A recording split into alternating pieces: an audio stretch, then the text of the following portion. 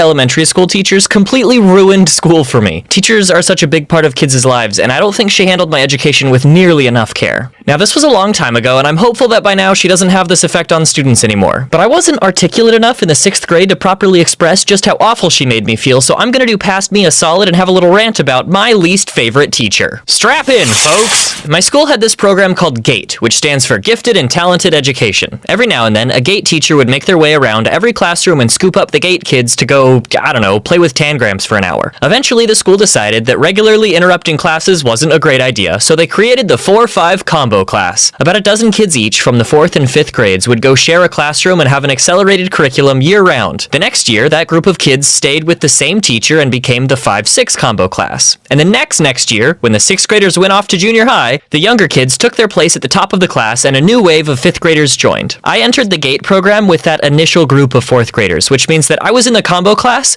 for 3 years. Usually, if you have a teacher that you don't get along with, you only have to deal with them for 1 year. But I had the worst teacher I've ever had for 3 years. If that doesn't deserve a rant, I don't know what does. Let's call her Mrs. K for Karen. You know the type. I've talked to a handful of kids from the combo class in the years since, and it's not like I've been scientific with my data collection, but the pattern that I've noticed is that all the girls seem to have loved her, and all the guys seem to have hated her. I don't know what that means, but I detect bias. The combo class had 2 teachers, and when we needed to split up for grade-specific things, our other teacher would take the older kids. Let's call her Mrs. A for awesome. So during the final year in the class, I would occasionally get a break from the ever-present dread that Mrs. K caused, like a glass of water in the Sahara Desert. That might be a little dramatic.